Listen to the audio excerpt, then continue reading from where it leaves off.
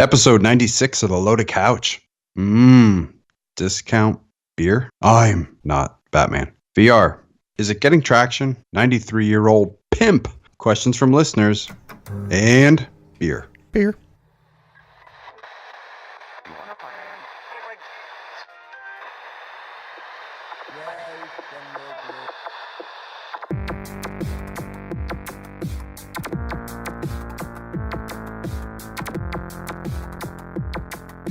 Reach in at your own risk. This is The Loaded Couch. All right, we're back with episode 96 of The Loaded Couch. I'm Scotch Hound. And I'm Celtic Fox. And Pigeon Pegleg is out with steep throat, right? Yeah, he got a little steep in the mouth. Steep throat. Or in the throat. Steep in the throat. All right. What are we drinking tonight? Well, looks like we both decided on the same thing. We had to because you sent a picture, so I was like, all right, I'll pick that up. Yeah, well, I mean, I know the homework was for Boulevard Brewing, but since Pigeon got a little strep, we decided to go a different route. We got the Matilda from Goose Island Beer Company. It's their Belgian-style pale ale, and that's Goose Island out of Chicago, Illinois. It's, I don't know. You're probably doing the bottle brown, right? But I'm actually drinking out of a glass. You are 100% correct.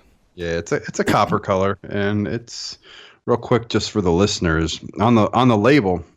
Actually, I have a 2016. Do you have the 2016 as well? Yes. Okay, I didn't know if I had some kind of like special dusty bottle from the. No, that was the thing. Like I was asking the guy about it at the liquor store, and he said that these are actually kind of their higher end beers. I think he says Goose Island does a few of them. He mentioned. Yeah, I love the Sophie. I've had this. I think we all had the Sophie one episode like way back, and I really like that one. Right, and he said that's one of their higher end ones where it's a little higher alcohol. They sell about the 4-pack and stuff like that. It's like, yeah, I don't know if it's a better quality or if he's just saying it's higher end because it's more expensive and they sell it in the 4-pack. So I'm not sure. Yeah. But yeah, real quick for the listeners, it's the description for it is wild in character, a complex ale with dried fruit and clove aromas and a satisfying dry finish.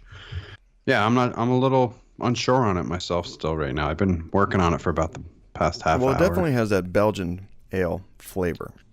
It does, but it almost seems like the clove and the dry finish are throwing me off from the typical Belgian, that I Yeah, it has that aftertaste, the clovey aftertaste. You can really smell it off the aroma of the beer too, like the cloves. But I think the initial, as you're just tasting it, the initial flush on the taste buds, it has that Belgian kind of almost sweetness, I think, to it. Mm-hmm. It's good, though. I don't get the pale portion of the ale of it, but I think it's that. Is that the dryness at the end? The dry hoppiness that you're still getting, right, even though it's typically that sweeter Belgian. Right. Anyway. All right. In beer news, this is new. Walmart has been selling its own line of craft beers. Craft, in quotes. I'm doing air quotes here. Since 2016. It sells it in 6 and 12 can variety packs. And the discount retailer has been offering its alcoholic products in about 3,000 stores across 45 states. Now, should brews like Walmart's, Cat's Away IPA, After Party Pale Ale, and Pack of Trouble be considered craft beer? Celk, what do you think? This kind of goes with that whole, what was that guy that was throwing a big shit fit with Blue Moon, saying how they were saying they were craft when they got acquired by the bigger, who was it, Budweiser bought them, right? Or was it Coors? It was one of them guys. InBev. Yeah, okay. So, yeah, I mean, yeah, I think just throwing that label craft beer onto it's not accurate. Right. I mean, I would agree with this dispute. I mean, a gigantic wholesaler and distribution company like Walmart that just starts brewing some stuff, and I mean, you're selling it across 3,000 stores in 45 states. I mean, I think you're probably the farthest thing from a craft distributor. Right. Now they get into some specifics. Yeah. It says the Brewers Association says an American craft brewer is defined as a small, independent, and traditional brewing company. Okay. So how small is small? The association says to be considered a craft brewer, the brewer must have an annual production of 6 million barrels of beer or less. To be independent, fewer than 25% of the brewery should be owned or controlled by an alcoholic beverage industry member that is not itself a craft brewer. And traditional means that the brewer's product is mostly derived from traditional or innovative brewing ingredients and their fermentation. All right, so it says that the chain, Walmart, collaborates with a company called Trouble Brewing to brew the beers that I had mentioned before. And according to... but Trouble Brewing doesn't really exist, according to some research done. Instead, the applicant listed for the filings with the Treasury Department for the Alcohol, Tobacco, Tax, and Trade Bureau is Winery Exchange. Now, the company has since turned its name into WX Brands. But under the brewery address section, Genesee Brewing business office in Rochester, New York is listed. So Genesee is owned by another company that brews in Costa Rica lager amid other brands and stuff. So yeah, I don't know if you could really consider this a craft brew whatsoever. Yeah, it sounds like somebody that could afford a lot of lawyers and have a lot of money decided how to thread the needle of the criteria and descriptions to go ahead and call themselves. Well, I think from the article that I was beer. reading that I got this stuff from, the person who kind of said something along the lines of Walmart left their name off of the brew, or at least maybe a brewer's name off of the cans specifically. I don't know if it was because they were trying to not include, a large conglomerate like Walmart, the name on it to be able to get away with the craft brew. Yeah, well, I would say, I mean, if you were, shopping in those stores and, if you lived in a state where you could, buy beer and stuff at Walmart, I would think that a lot of the people buying that stuff would have no clue whatsoever that it even was a Walmart brand. So right, well, that's the thing, and the woman said it wasn't. Yeah, she said it wasn't supposed to be trickery. It was just supposed to give you the authentic feel of the beer. That was the reason that the name and stuff was left off. Anyway, all right. Yeah. Movie talk. Did you watch anything good? I thought it was pretty good. My wife begs to differ a little bit, but we rented The Girl on the Train, the movie with Emily Blunt. She is. I don't know. Did you see previews for it? It's funny. It doesn't sound familiar whatsoever. I mean, the trailers and stuff pretty much show this lady riding a train, and she's always looking out the window. Same train ride every day, and she sees this, young blonde in these like erotic moments, and just kind of wonders what's the life of that girl and what she's missing out on and stuff like that. And it gets into.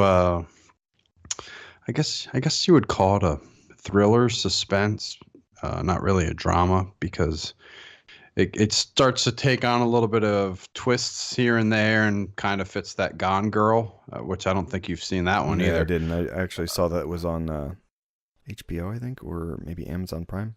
So I was thinking about trying to watch that. Yeah, I'd recommend checking that out. But I thought it was pretty decent. I pegged the twist in the story about 3/4 of the way through. Okay. But again, my wife wasn't, she wanted to see it. That's one of the reasons we rented it, but she wasn't really feeling it at the end there. But yeah, I would recommend it as a rental if anybody listening wants to rent it.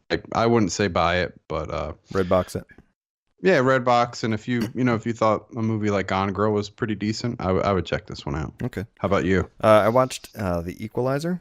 It's Denzel Washington. He's kind of a retired CIA operative of some sort. He works at Home Depot or something like that.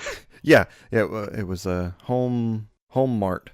Home Mart, yeah. So it was like Walmart and Home Depot mixed. Yeah. Yeah, and he just ends up taking a liking to some girl who ends up being owned by the Russian mafia as like a sex slave kind of prostitute, and they end up beating her or something like that, and then he goes and seeks revenge on his own terms and takes down like that branch of the mafia in some way or another. Yeah, he whooped some dude's ass with like a shot glass or something too. Oh, that was disgusting. Yeah, he walked into the room, he kind of turns around and eyeballs, like they show like the slow down, like the slow-mo kind of thing of him surveying what he can use to fight.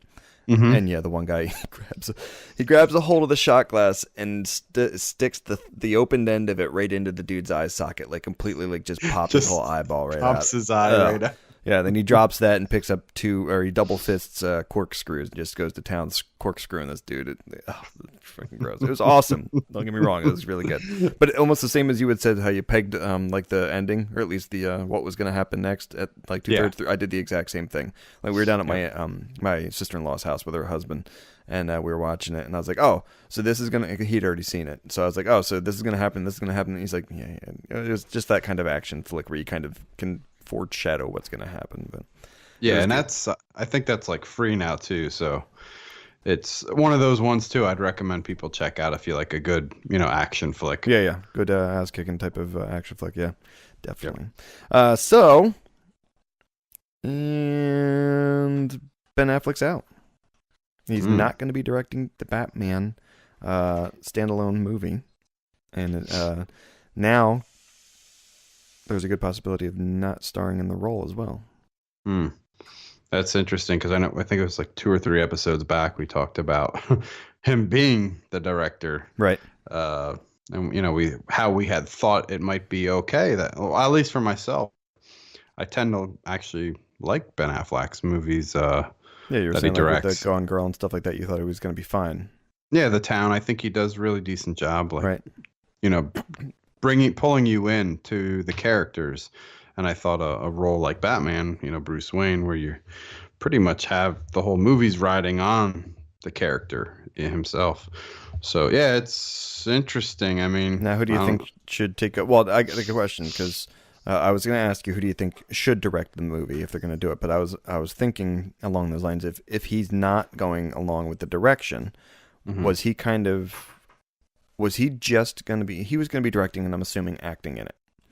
Yeah, yep. I think his reasoning, something I saw briefly, was that it falls along the lines of having like tremendous respect for that franchise, and I think it could be like the pressure's just getting to him of he would rather not mess it up and rather be in the search to find the person that he thinks more correct for it. Okay, because I was wondering if with him not directing it and not being in it, if it was going to be scrapped or pushed for a long time now until they have a little bit more. That's a good question. I don't let me think about this. I don't think it would be because DC's pushing pretty hard on the Justice League movie and all those tie-ins. Right. Like you have the Batman versus Superman, you have Wonder Woman coming out. I think the trailer for Justice League is out now. So yeah, I don't think they can really stall on a Batman. Now the crazy thing is in that trailer, didn't they show Ben Affleck as the Batman, Bruce Wayne Batman character in the Justice League trailer?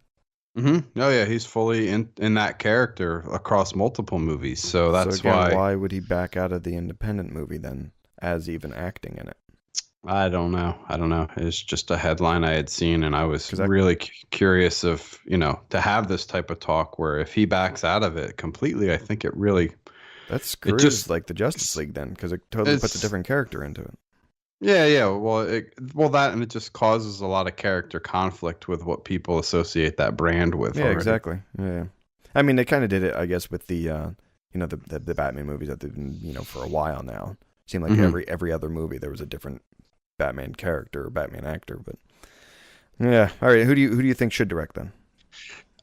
That's a tough one. I don't even know if I could draw a name of a person right now, because I'd really be torn on.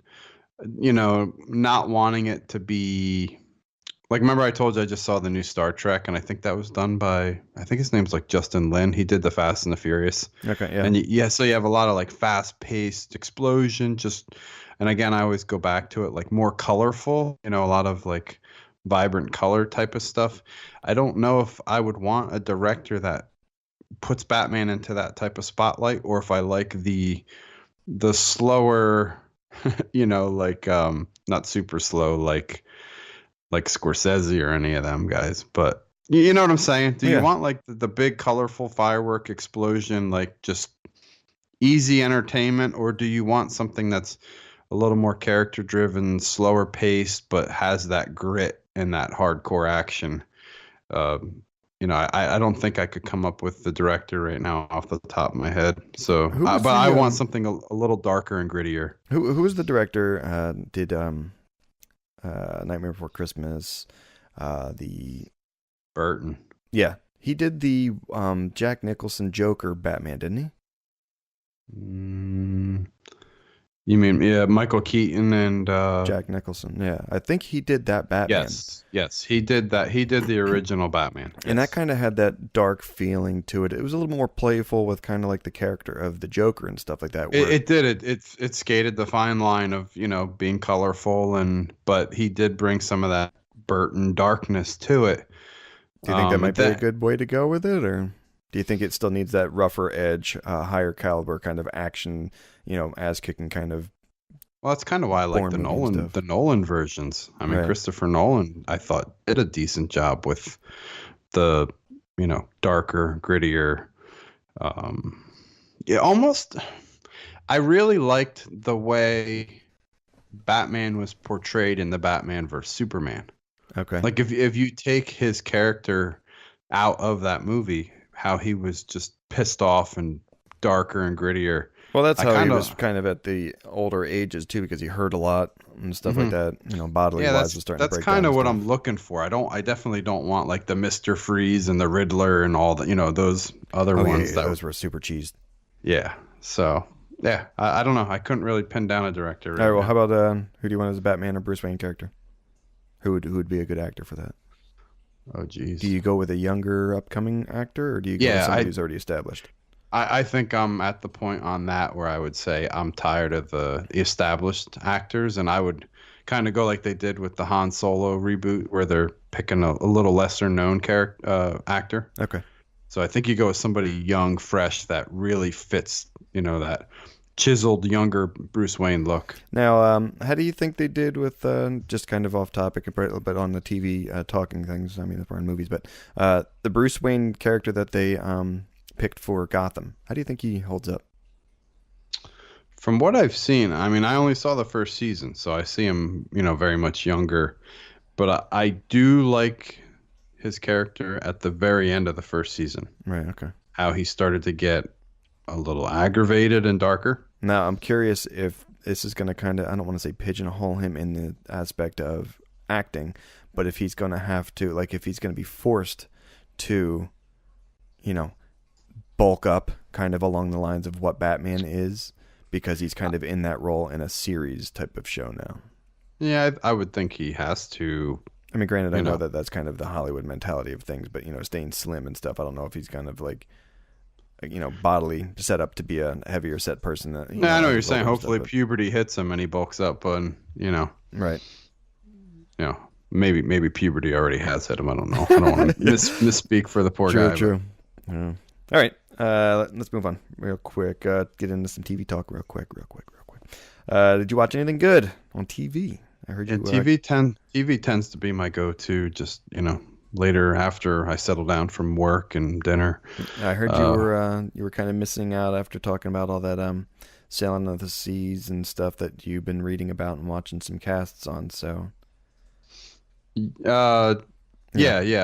And I can't talk about the game too much, but. Yeah, I can't talk about it as much as I want to.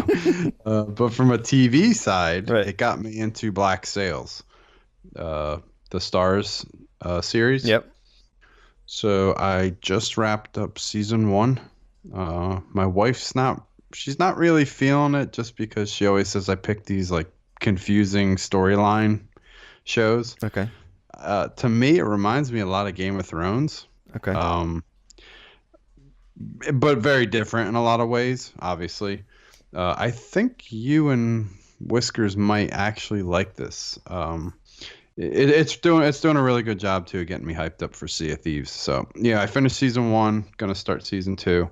I also watched Atlas Rising, which was the National Geographic special done by James Cameron about the true discovery and location of Atlantis. Okay. That was pretty decent. I'd recommend checking that out if you're into Atlantis lore at all in any way.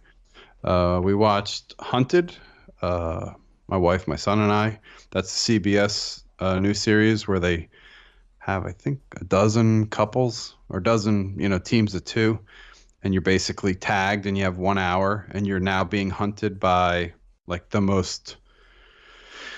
best hunters in the world, like ex-CIA and NSA and all these people. And if you can last 28 days without being discovered, you get $250,000.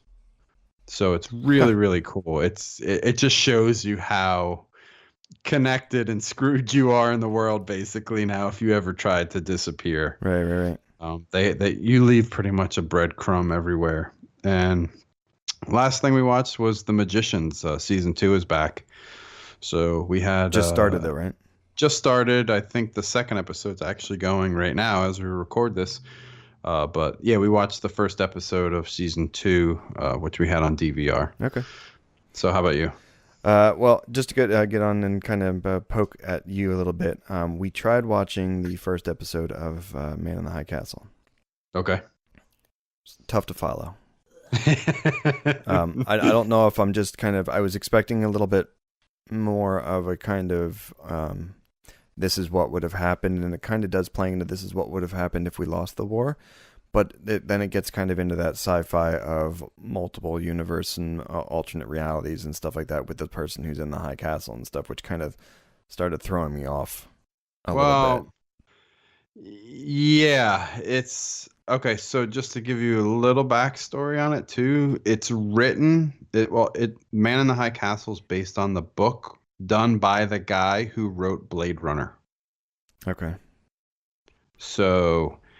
Yes, it's a alternate timeline of what could have happened, but there is another sublayer going on there that I'm not going to... There's supposedly multiple sublayers that are going on because of the videos or the movies that he has that show different... I mean, how many different movies has he watched where But that's just in the first episode where a different person died, this one person died that they keep looking after or didn't die or was in a different aspect of like the video or something like that. Well, that's just one sublayer. Like, don't think them winning the war is another sublayer of us. It's not. The show starts from the starting point that we never won the war. Right. So right. that's what the main story arc is based on, is the Western U.S. is Japanese controlled, and the eastern part from the Rockies east is Nazi controlled. Yeah.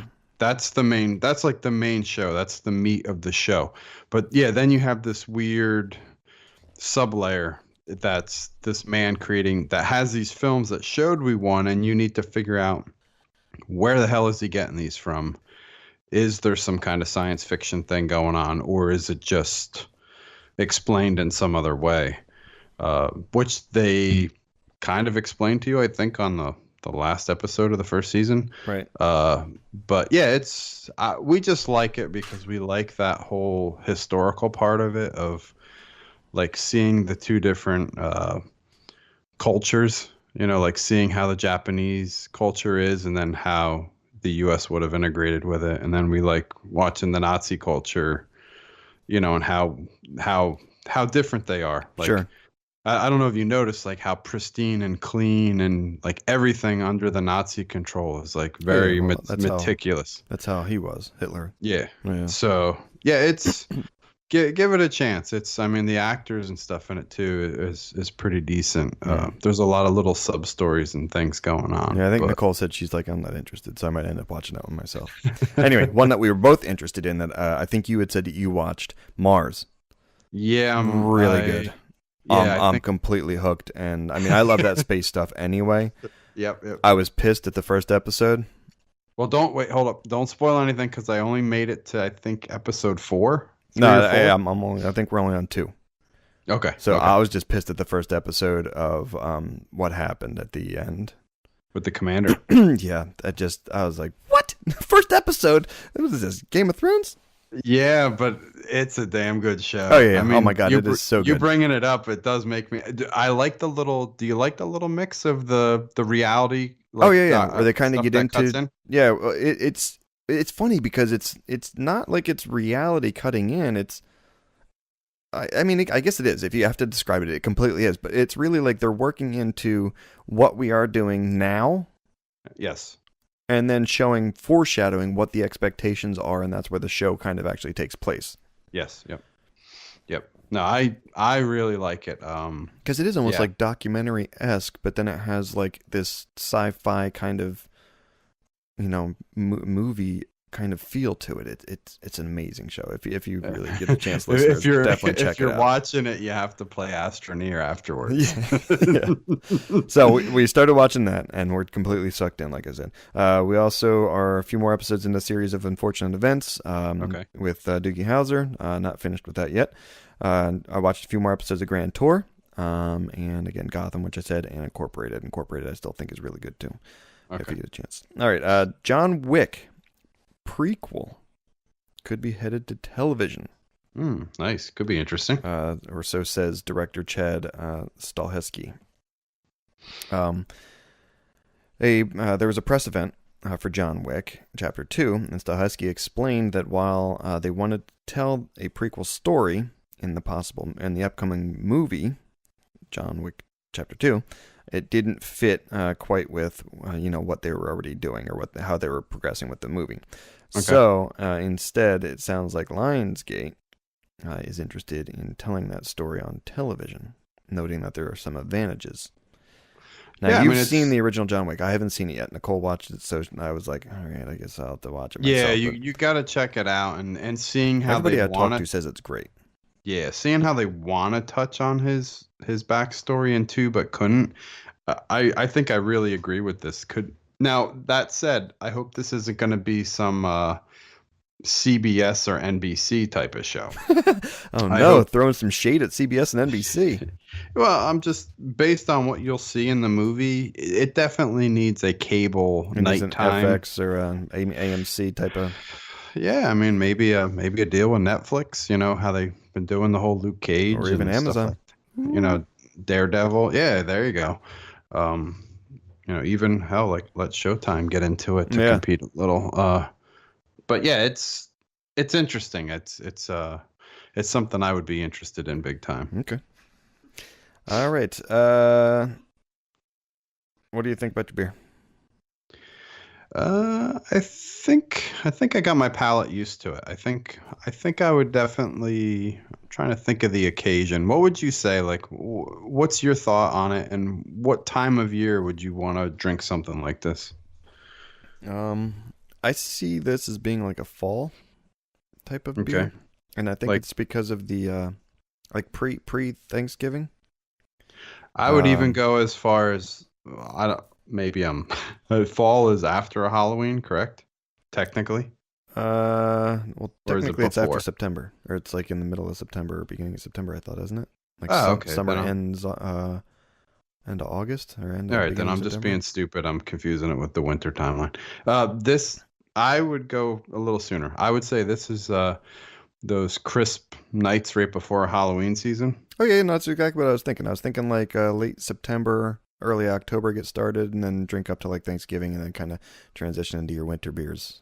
Winter beers or our Scotch ales. Yeah. But yeah, it's a yay for me. I would recommend this. Right, yeah, no, me too. All right, food pairing? Pumpkin pie. Pumpkin pie, all right.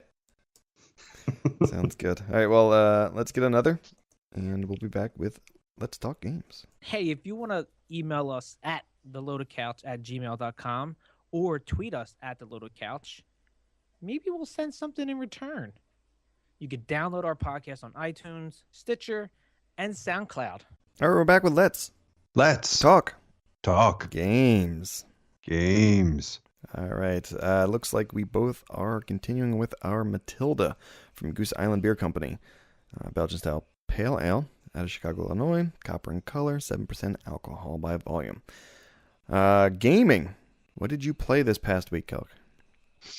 Got a little throwback in the backwards compatible backlog that I have. I think it was the trailers of Andromeda that got me a little pumped up.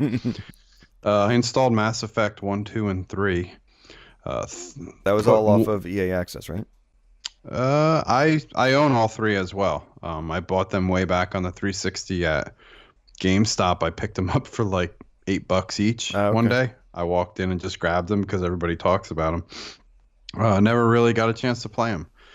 So I went in quick, downloaded the 3 of them, threw one in, and slapped that bad boy on easy setting, and just said I'm gonna trug through this without doing as much side quests as possible, and just see if I can rip through, just to get a little bit of a backstory of what the game's about, who Shepard is, and stuff like that. It's really, really good. I mean, as far as a storyline and voice acting and the being the ability, as always, to choose your decisions, I'm actually really digging the game. I just unfortunately wish I had a lot more time to just sit and play through it. I don't even know what the playthrough time's going to be on just the campaign, like straight through. I've got about the timing. You're thinking just for the campaign itself playthrough, or for side missions and stuff? Just the main campaign, because I think I'm at the 4-hour mark, and I've gotten, put it this way, I'm at the 4-hour mark playing through this time, and the first time I played it on the 360, I think I was about, I want to say 8 to 10 hours in, because I kept doing side stuff. Mm-hmm. And at about the 8 or 10 hour mark is where I'm at now, at the just under the 4-hour mark. So I am making pretty good ground. I'm ripping through pretty good, but I'm starting to get a little worried and scared now, because there's a lot of running around in the ship, on the planets, traversing the galaxy, stuff like that. And I'm just like, holy Christ, here we go. Like, is this going to be like a 60-hour game? And if it is, there's no way in hell I'm going to get through that. But I was kind of hoping they'd be like 15-hour games that I could rip through. Right. And hopefully maybe get through, because I've heard a lot of people say Mass Effect 2 was a big improvement over the first, and then I heard 3 was really good. Okay. And then you'll be prepped for Andromeda. Yeah, but Andromeda, honestly, for the listeners, we do the Andromeda just to pick on our own Pigeon Peg leg. Yeah, but honestly, with the time frames and the backlogs, I do want to buy it. It looks amazing. I want to know if it's co-op, and if it is, that's great. I still probably won't get it, unfortunately, until like holiday season. Right. Okay. All right. What else did you play? Real quick, Rise of the Tomb Raider. Played a little bit of that. Fantastic. Still game. on easy? On easy, gorgeous. Just, it's all around great game. Just trying to get through all these things. Backlog. Yeah. And finally, I hopped on the last 2 nights. I got about an hour in each night of Titanfall 2 multiplayer. Okay. Great. Love it compared to the yin and yang of Battlefield 1 that we've been playing. Yep.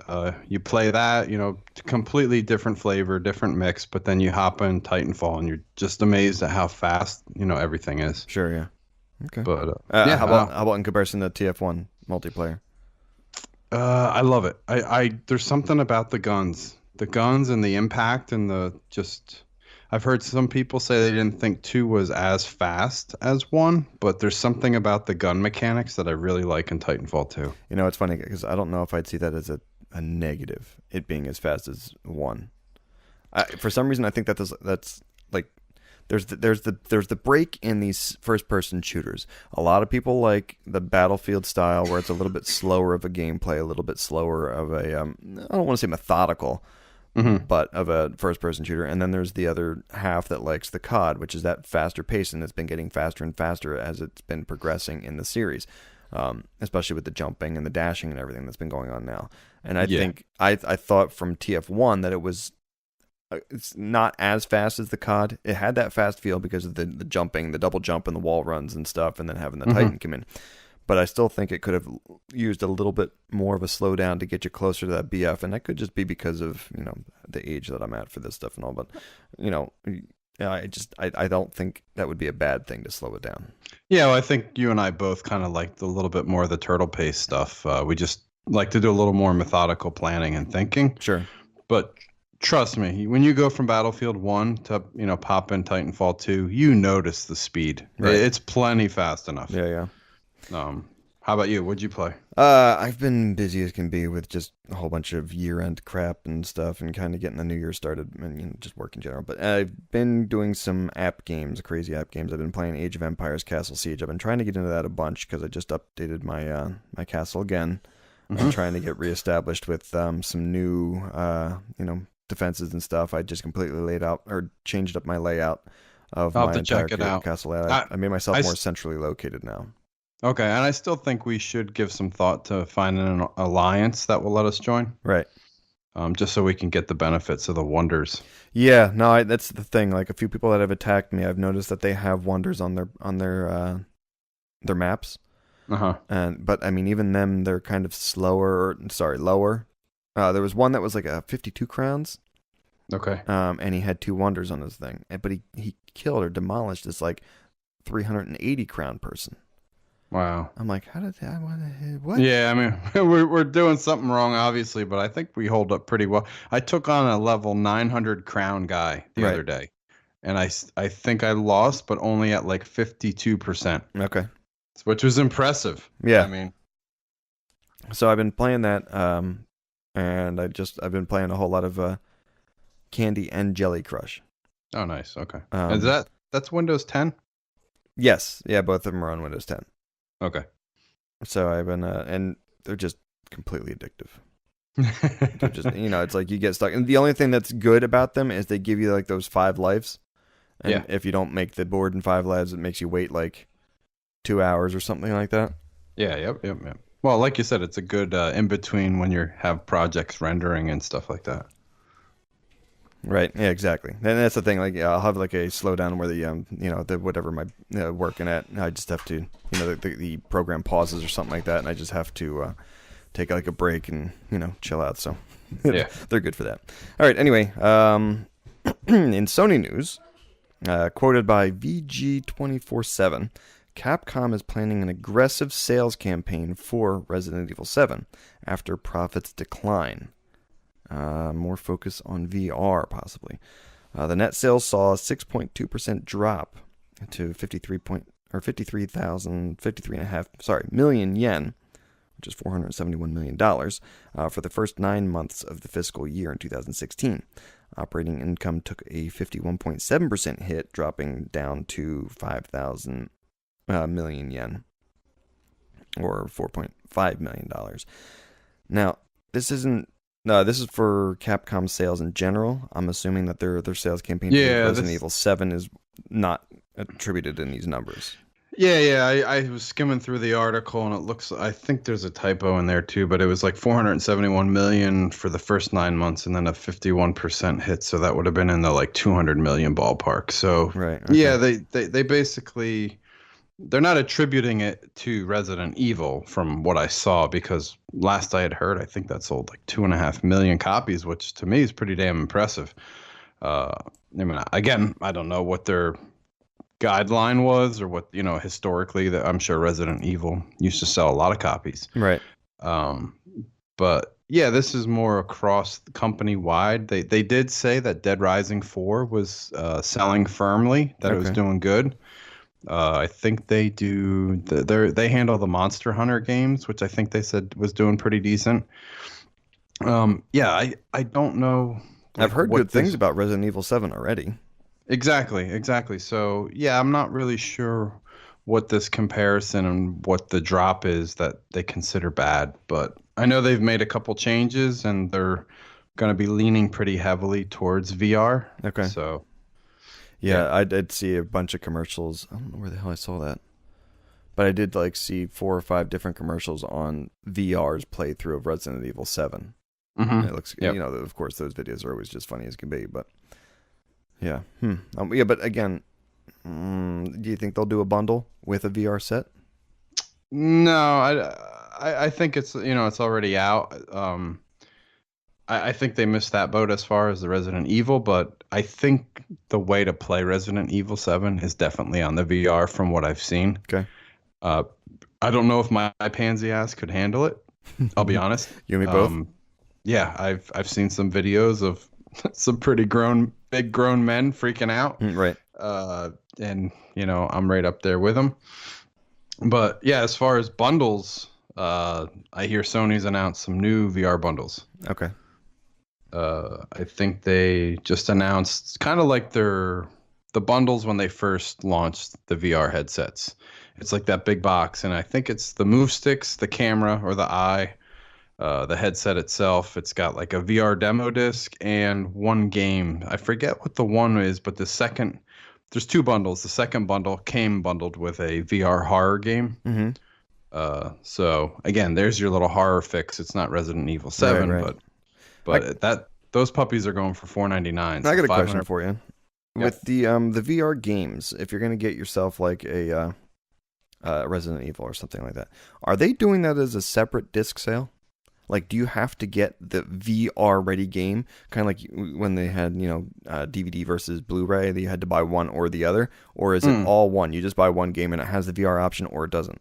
Yeah, you just buy one game, one license, and you can either play it on TV or on VR. Okay, all right. Yeah, you don't need to buy like the 3D version or like the special VR version of the game where you can't play it on a normal console. It's just one SKU. Gotcha. Okay.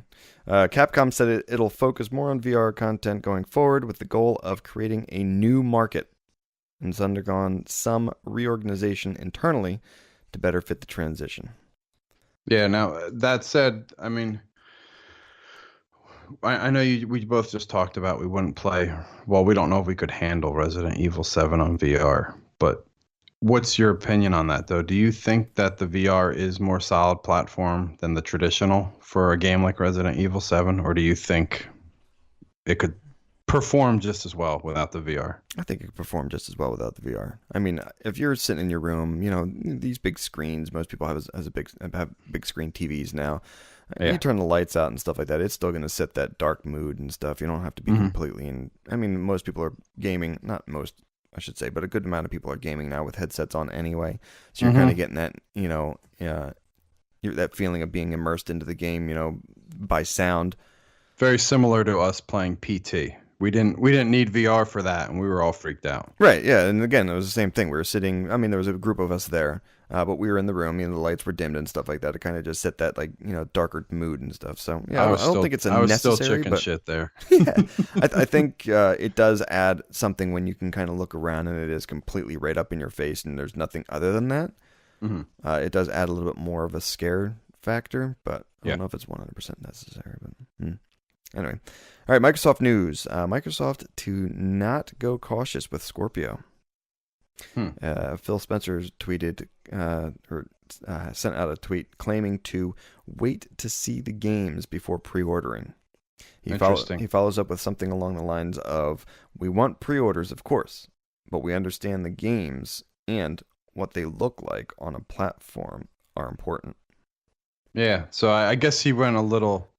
Somebody took his tweet as being cautious because they mentioned something along the lines of when is pre-ordering or something, and he fired back saying, "Well, hey, just wait to see the games." Right. And people were like, "Well, are you being cautious and saying, it's not going to be worth pre-ordering or something?" And he came back and again with that gamer mentality, and he trying to follow a different course than the original Xbox. He said, "Hey, obviously we want everybody to pre-order it, but he recommends really wait and see what the games and what it has to offer to really hype your support into the pre-order." Okay. That's strange. Because yeah. I mean, well, it's good to be an informed, customer is the best way to go. He's not. So he's not pitching you the No Man's Sky. Exactly. He's you not need promising to own this type of thing. Yeah, exactly. He's just being very level-headed, saying, "Hey, yeah, of course we'd like you to pre-order it, but wait till you see the games, and then you'll really decide on it." Sure. Okay. All right. I can see that. Will the games or what they look like sway how soon you adopt, or are we all ready and set to buy? I think I'm set to buy from this aspect. I think the 4-year mark is coming quick. Yeah. So I think I've got 4 years. I think the 4K TVs are going to finally be at the price point that 4K has been out now. I think 18 months about. So I think the 4K TVs will be, especially for the nicer HDR models that I've been looking at, I think I'll be at my $1,000 price point, maybe 1,100 or 1,200. Mm-hmm. So I think I'll be ready to make that 4K leap. I'll be at the 4-year mark of owning an Xbox One, and I'll be ready for some more bells and whistles. I mean, unfortunately, like if I was a person that already had 4K TV and had an Xbox One S, I might argue the fact, which is surprising because I'm the big fanboy. I might say, yeah, you know what? Maybe I'll wait till after the holiday season this year and maybe into 2018 and pick up a Scorpio. But I don't. I have a day one Xbox One and I still have the 1080 HD TV. So yeah, I think my mind's pretty much made up regardless of seeing the games. Okay. Now, are you concerned about its ability to play VR out of the box? Is that going to be a deciding factor for you, or are you going to get a VR headset? Because I know that Microsoft's announcing or kind of leaking them working on a VR unit, right? Yeah, I wouldn't say it's a deciding factor because I've already decided I want one for those other reasons. Mm-hmm. I am concerned about it. I hope it's not. I don't think it will be because I think it'll be this beast that they claim. I hope it's not a half-assed hardware that doesn't give me the full VR, because I think I might be along the lines of you. At least I think what you might think. If I'm going to go VR, it has to be a full commitment. Like it better be the VR that I always hoped it would be, right. and not just like some kind of half-assed vector graphic. The games aren't the best. It's just more of like shovelware and demo stuff. Like if I'm going VR, I want it to knock my socks off. Right. Yeah. So I am concerned from that aspect that I hope the Scorpio is capable because they did claim it could handle VR, and I hope it really can handle high quality VR and not just demo VR. Now that's the thing. I mean, the box itself could handle, or may have that option to handle high quality VR. What do you think the possibility of Microsoft and their release of a VR unit is going to be? That's a high quality VR unit that they're releasing, not the Xbox itself, but the headset that they're looking to. Well, something to spin off of this. The day we're recording this, there was an article that came out that Facebook has to pay $500 million to ZeniMax Studios or ZeniMax Corporation, who bought id. id Software created Doom and stuff like that. Mm-hmm. And they bought them when John Carmack worked there, who was the creator of Doom. Well, Carmack left and went to become the CTO, the Chief Technology Officer at Oculus. And Oculus was then bought by Facebook. Right. Well, the lawsuit from ZeniMax was that when Carmack worked for them, he developed some of this core code for VR, brought that core code to Oculus, made Oculus what it is, and then they were bought by Facebook for $3 billion. Mm. So now ZeniMax was suing them for like $1 billion or $2 billion. And I guess the announcement came out today that the jury awarded him $500 million. It found him guilty of a couple things, but not all things. Okay. So I kind of think that might be why Microsoft has stepped back a little bit from all that like partnership we saw last year with Oculus at E3. Right. Like every Oculus comes with an Xbox One controller. Right. I was pretty set on that the Scorpio was going to announce some big partnership with Oculus to be like best on Oculus out of the box. But I think Microsoft's playing it smart, and they're just going to make that Scorpio work with any VR headset. Well, I was going to say, at E3, didn't they have like 2 or 3 different VR options that they kind of said that they were working together with? Those were for Windows 10 PC, which is what I'm agreeing with you on. I think the Scorpio console box will handle a variety of VR. All right, but you think it's going to be a third-party VR option? You don't think that Microsoft's going to come out with their own headset, kind of like PlayStation did? I don't think they will. I think they'd be smart not to, because that boxes them into a marketing issue of saying, why is our headset better than the other guys? Yeah, okay. All right. Here's your choice. You've used these headsets on your PCs, and guess what? These headsets work on your Xbox Scorpio, whatever the hell they call it. Gotcha. And you can make the decision on how much you want to spend for what quality VR you want. And I hope the cost of those headsets are right around. I mean, for me, the juicy number is $249, which I think is a little low for a headset. But for a headset, If I was gonna commit though, like I said, it better knock my socks off. Right. If it's gonna be 300. Okay. So what's the biggest factor of you getting the Scorpio? Is it going to be the cost of the unit or the immersive games? Or I'm going to throw a third one in there, kind of because we were talking about this last week with the Switch. Is it going to be the games that they're kind of announcing with it at this new E3?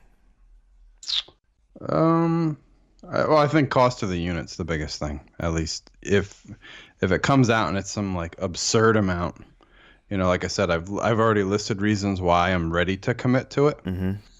But if it comes out something absurd like $699, like $700, Right. I'm taking a step back and really questioning it. Okay. I mean, you're already assuming it's $499. I'm pretty set. I think it's going to be $499, or it could be that $549. Ooh. But if it gets north, if it's $549, it better be a bundle thing with a game and stuff. Well, I don't know. Or if like it will a be. day one type thing with like an extra, I don't know, something like everything included, kind of like Nintendo does with their. It could be, but I mean, we did pay $499 for our day ones, but again, Yeah, those but that came with a Kinect. Connects. Yeah. Right. Now, is Kinect going to be usable with Scorpio, I think? I thought of that myself, and I know a lot of people bash Kinect, but I do like my Kinect. Oh yeah, I use it almost all the time. I appreciate what it does for the the child security things for my son, being able to have age rating things that he can't access. But, yeah, I'm very curious myself, and I'm assuming it's probably going to be like the 1S, where it's going to have a converter and it just hooks into one of the USB ports, but which you have I'm to totally buy it separately.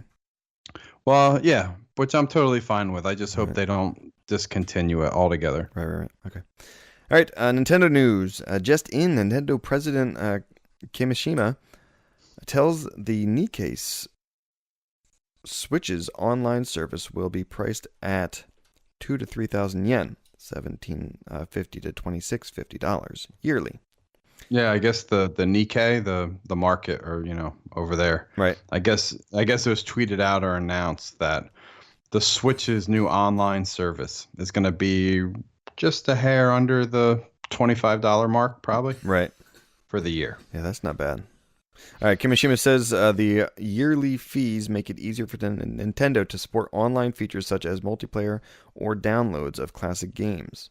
Yeah, I mean, I think it's justified. I think you. Unfortunately, we live in that world. You can't get everything for free, and if they're going to maintain servers and networks and multiplayer stuff, I think people should be okay with, especially the caliber of a company like Nintendo, paying a little bit of money. Right. What does that work out to? Like, what are we at? 25. 24. So what is it? $2 a month.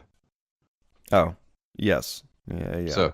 So is $2 a month, worth it for you to have a little bit more benefits of their networks and service? And now that's the thing. I'm gonna wonder, is that I hope it doesn't include the need for like just getting on to like the store and all that kind of connectivity to their servers and stuff. I hope there's some kind of freedom to that. I see what you're saying. Yeah, I wouldn't think that they would firewall access to their store and basic functions. Right. But I could see them being how Xbox Live is, where say you want to play Splatoon online with your friends, that may be behind that firewall where you have to pay. Okay, because that has been free on the Wii U. It's free right now. Yes, I agree with you on that. Now I'm wondering if they're going to do it just for the chat option, because they're doing that through a mobile service now. I don't know. I think it's more of a, hey, the points come where we need to shore up the networks and the service, okay. and unfortunately we have to charge you for that. So some stuff which may be free now, like the Splatoon multiplayer, right? Don't be surprised if it's behind that firewall. See, I'm wondering also maybe they just to keep, because they don't have the player base that like an Xbox and a PlayStation does right now. They're kind of the third-party game, just to throw that in there.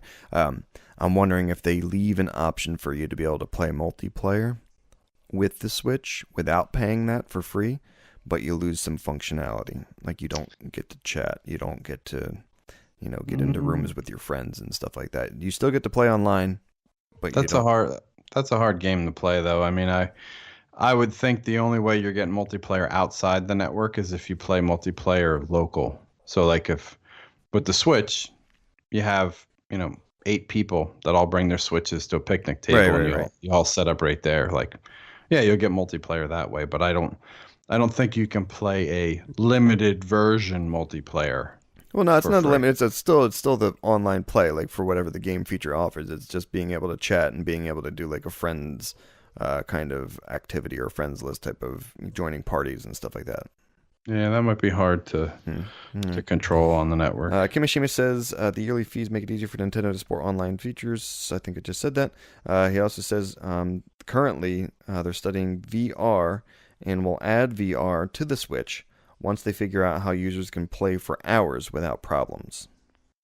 So they're addressing the whole, if you're going to play VR, you have a puke bucket next to you. Okay, you're not saying that it's problems with the hardware not being able to support the VR. You're thinking it's more of the user use of VR. Yeah, well, I think Nintendo's going to be into a pickle here with what I stated earlier. I think if they do offer VR, it's not going to be at the caliber of high quality VR, like knock your socks off. Right. I think it'll be a little bit, again, I don't want to take any shots at them, but it'll be a little more dumbed down version of VR. Yeah.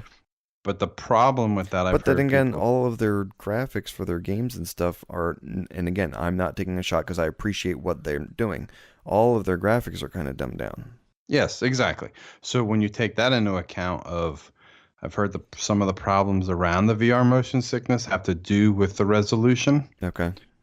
So the lower quality resolution and pixels are part of the culprit of the nausea. Oh, I got you. So if you need a higher resolution, higher quality to not have the nausea, I think they're going to be in a little bit of a bind. Okay.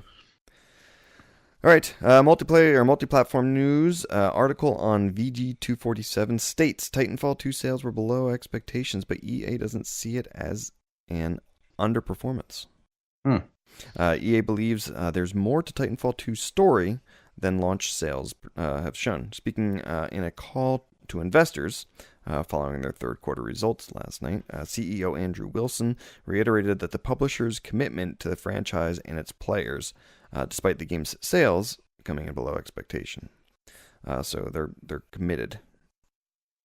Yeah, sticking to it. Yep. Yeah. So he also went on to say, "quote We're not seeing it as an underperformance at this juncture. What we have demonstrated as an organization is that with great games, we can sell them for many months and often many years." And again, he said that during his call to the investors. He cited Battlefield 4 as an example, but why do you think that TF2 performed lower than hoped? Yeah, I think I can understand how they say Battlefield 4 is their example because people played that for what was it? Oh, like 18 months. It just kept selling. And well, the crazy thing is that had a really bad release. Really bad, and it took a couple months for them to tweak it out and get it working, but people still bought the DLCs and supported it, and right. I even continued to pick it up. Yeah, after they worked all the bugs out. I think the problem with Titanfall 2, and they should take a step back and evaluate maybe offsetting the releases of these big franchises. They released it right next to Battlefield 1. I mean, there was Battlefield 1 commercials and marketing out the wazoo, and I think that came out. Battlefield 1 came out 2 weeks before Titanfall 2. Right. And now I'm wondering, because like you kind of mentioned it with the marketing and the advertisements and stuff, I don't remember seeing a whole lot like we did with TF1 of the TF2 adverts. Yeah, especially they should have been pushing the crap out of the fact that it actually had a campaign this time. Yeah, there was, I'm sure there's big salary guys sitting in a room and making these decisions, but I understand the desire and the need that Titanfall needed to get to a wider audience for people to play. But this is one that I would still argue the fact that I think Microsoft should have ponied up and kept this as an exclusive and let Respawn do the campaign and everything they were going to do, and then go all out marketing this game and pushing it, because one, the player install base has grown so much now. that there's no reason why this couldn't have sold several million copies just on Xbox. Right. Yeah, I feel bad for Respawn. I mean, they made it an amazing game, and like Oh I yeah, said, that's really good. just starting to now play the multiplayer, and it's really good. And I feel bad, and it's taken nothing away from Battlefield 1 because Battlefield 1's amazing as well. But I think some people at EA need to take a long, hard look at maybe, if there's a Titanfall 3, maybe releasing that in a spring time frame. See, I was going to say, it doesn't even matter if it's Titanfall. I think just in general with any of the games and stuff, start looking at what, they're saying release dates of, or what these companies are giving release dates of, and space them out throughout the year. Because, I could see them doing something really dumb this coming year. And there's already been talk of it. They're going to come out with Battlefront 2, Star Wars. Right. They're going to come out with it this holiday. What are they going to do? Release a new iteration of the Battlefields at the same time? Why would you release 2 first-person shooters of that caliber in the same holiday season? Right. Crazy.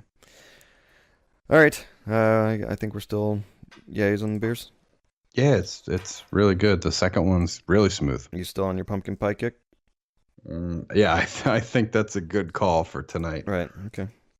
All right, let's get another refill. Actually, this will be my first refill. I was kind of going the old lady's, nipple in the first one. And we'll be back with the Brown Breeze.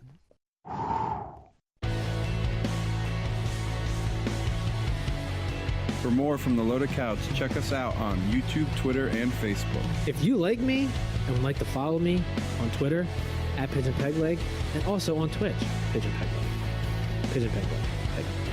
Hey, this is Scotchhound. If you want to hear more from me, you can check me out on Twitter at Scotchhound_LC or on Twitch at Scotchhound. All right, we're back at the Brown Breeze section of the show. Calc, what are you drinking?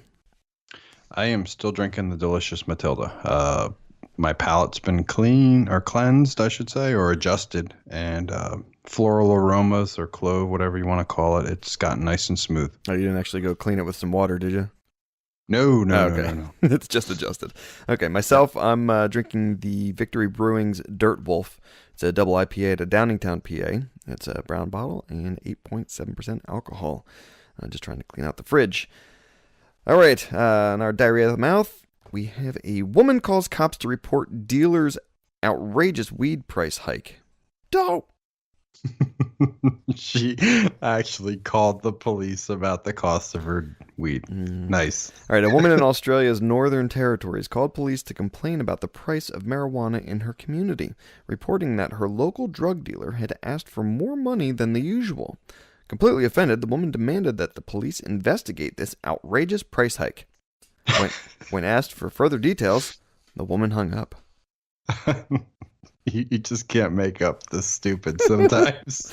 Seriously, it's like, okay, they already know where you called from. I'm sorry, but as soon as you dial 911 or call the cops, they have an instant track on your phone line. Oh, my God. Whatever. All right, so Facebook post by the department states, if you know a drug dealer who is ripping you off, give us a call. We'd love to help.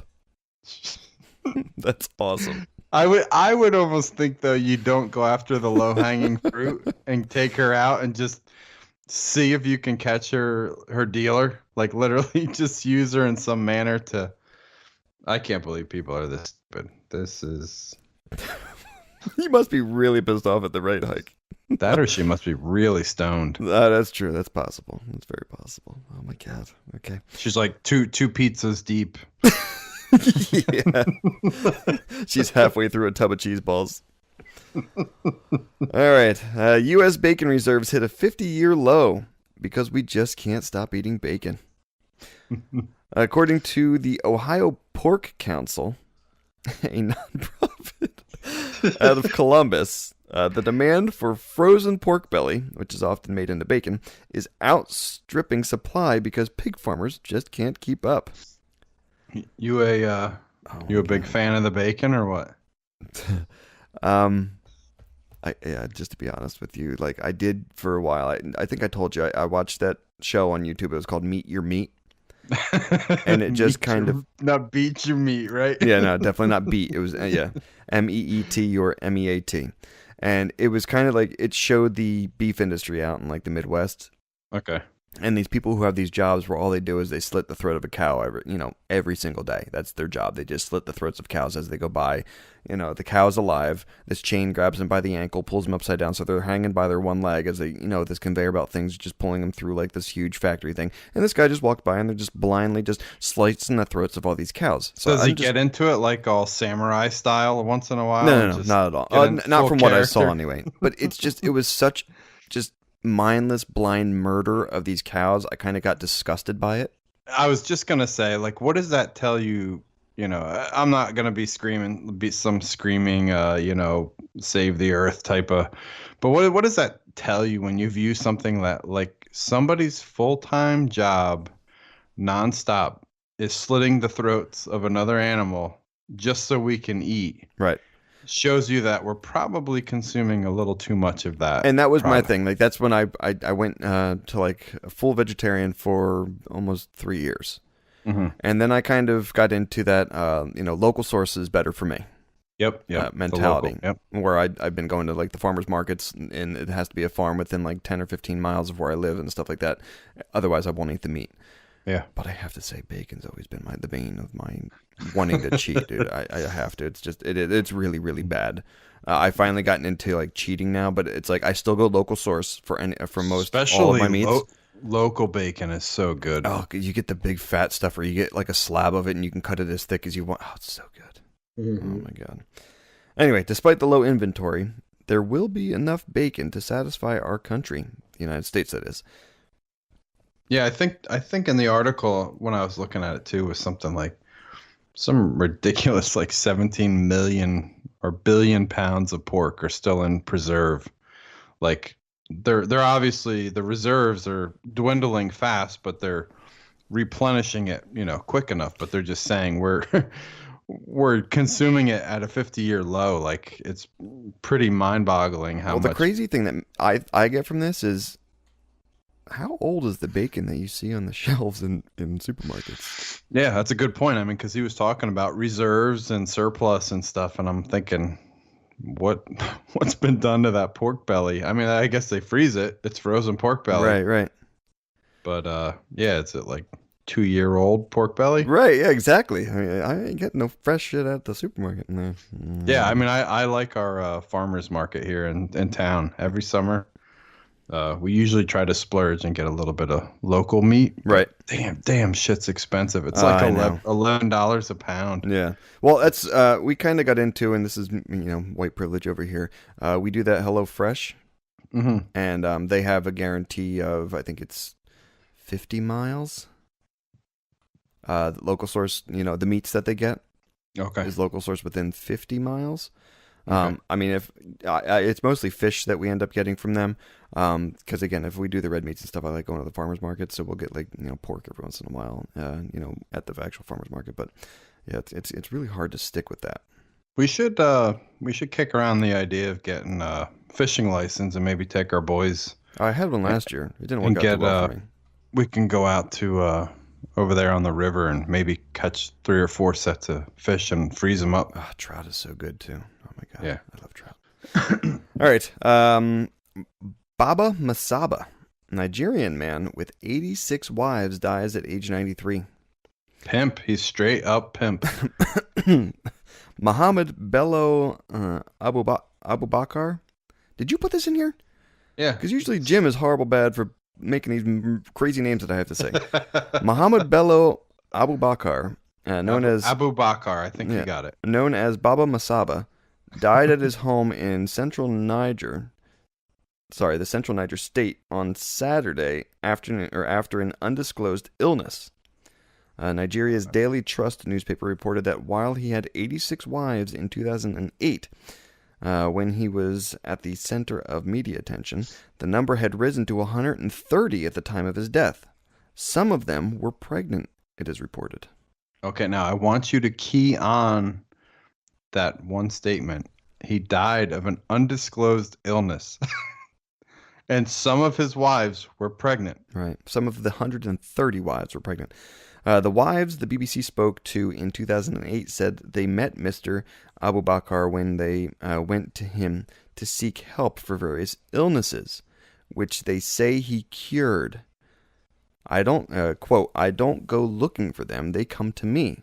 This is what he's saying. I'm saying, I will consider the fact that God has asked me to do it, and I will just marry them, he said. I think Baba was doing a little more than just marrying them. I'm wondering if he was just using his magic penis wand to heal these women that had illnesses. And the other part of me, did Baba Masaba wasn't the guy with the elephant penis, right?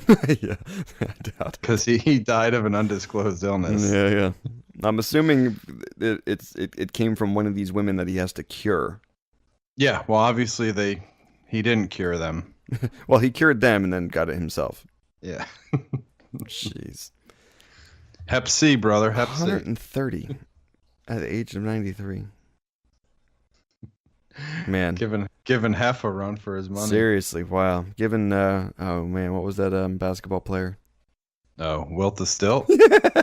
Exactly. Giving him a he was like go too. Something like 10,000 women. That's ridiculous. All right. Question from listeners. We only have one question this evening. One this week. So if you're listening, send us some more. Our question comes from @DebSully. Yay, DebSully. I must comment and let you fellas know. Celk, and especially my man Scotchhound, sound fantastic together. Do you have any long-term plans to keep that pigeon peg leg? I mean, my Jimmy off the air?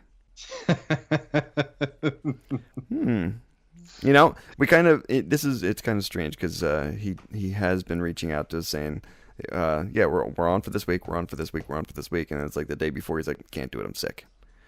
So I kind of sent it out today. I said, is this your long-term play out of making a disappearance from the show? And he kind of wrote back that he wasn't going to do that. So no, we have no long-term plans to keep Pigeon out. Right. I mean, I know you like listening to our sexy voices more than having the lady part's voice on, but yeah, he's just got to keep them infected things out of his mouth, out of his throat. Yeah. So no plans, no long-term plans to keep that pigeon peg leg at bay. None at all. And Deb Sully, keep listening. That's right. We appreciate it. All right, thank you for the question @Deb Sully. That wraps the show. Calc, you want to do the send-offs? Sure. If you have any questions, concerns, hate, whatever you want to do, you can reach us at theloadedcouch@gmail.com. You can check us out on Twitter. Just look up The Loaded Couch. It's @TheLoadedCouch on Twitter. You can also reach myself at CelticFox_LC. Scotchhound is @Scotchhound_LC. And our very own Pigeon Pegleg is @Pigeon Pegleg across the global world, pretty much on everything. Twitter, Twitch, YouTube. We also are pumping up our YouTube channel with some of the audio segments of our show. No video, but you can still check us out on YouTube for audio. Yeah. All right, guys. Thanks for listening, and we will catch you next time. Later.